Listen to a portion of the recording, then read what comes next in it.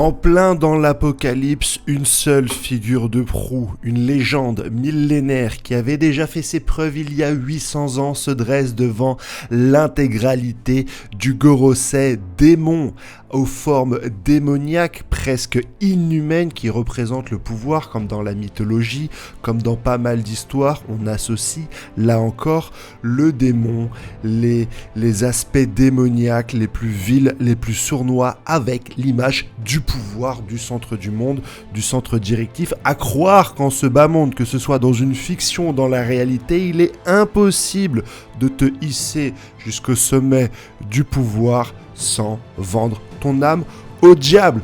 Et nous continuons dans ce chapitre 1111, teasé maintes fois avec, je l'espère, le combat entre Zoro et Nesjuro, le chauve, big up à lui bien sûr, avec son magnifique sabre, il en est rien, mais ce chapitre regorge quand même de surprises. On a l'attaque bien sûr du Gorosei envers Luffy qui est protégé par les géants qui lui posent des questions. Mais alors tu es Nika, est-ce que tu es content d'être Nika? Est-ce que ça te fait quelque chose? Mais Luffy ne sait toujours pas, il n'a toujours pas réalisé le personnage qu'il était, ce personnage mythique qui a porté la bataille il y a 800 ans. Nous reviendrons bien sûr dessus directement dans ce chapitre. Nous avons toujours debout Rob Lucci qui n'accepte pas sa défaite contre Zoro et qui, bien que battu, reste debout. Il est fier, ce guerrier du CP0 qui vient de se faire one shot,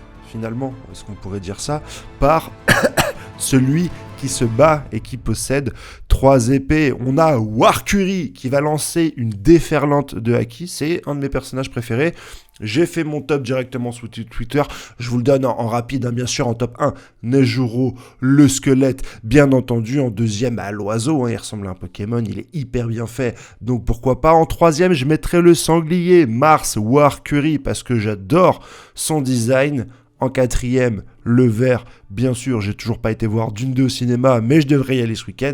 Et en cinquième, Saturne, excuse-moi, le mélange vieillard, araignée, taureau, je ne valide pas. N'hésite pas à me donner ton classement en commentaire. Moi, j'avais demandé sur Twitter, on me l'avait déjà pas mal donné, mais je pense que ça ressemble un peu à ce que j'ai dit.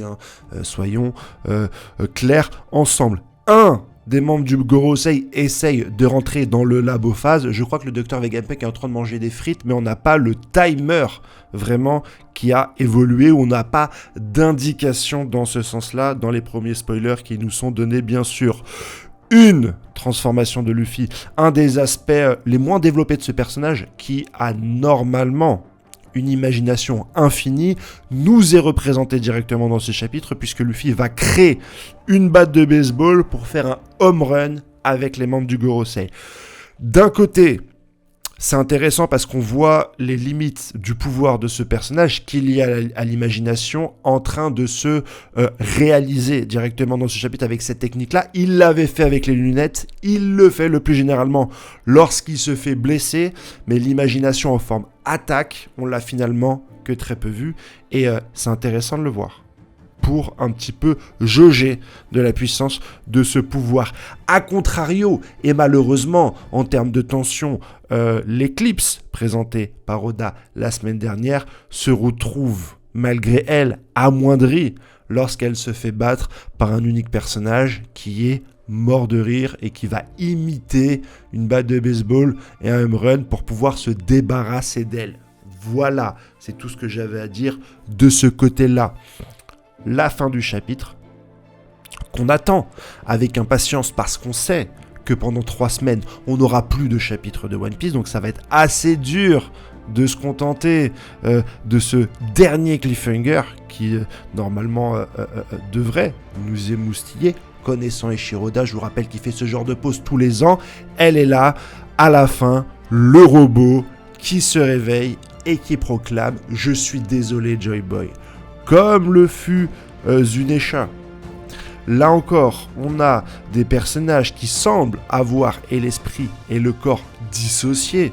Zunesha qui se réveille, on voit quand sa pupille apparaît et qui se met à parler. Là, le robot.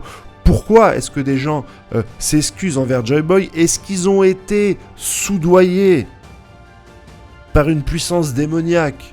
membre du Gorosei, Im-sama. Comment est-ce que le gouvernement actuel a réussi, quelque part, à retourner l'entourage de Joy Boy contre lui? C'est très certainement une des intrigues sur lesquelles on va avancer, et on avance dans cet arc Ex-Id. L'intégralité des Mugiwara se dirige vers le bateau des géants. On est sur la toute fin. Le robot va très certainement tenir les membres du Gorosei. Profitons ensemble de ce dernier chapitre. Bien sûr, n'hésite pas à mettre la notification. J'ai peur que tu m'oublies d'ici 3 semaines. Il se passe tellement de choses. N'hésite pas bien sûr à t'abonner, à commenter et à mettre la cloche des notifications. Comme ça, on passe la semaine ensemble et on se revoit dans 3 semaines. Passez une excellente journée les gars et à demain pour le résumé complet. Allez, ciao.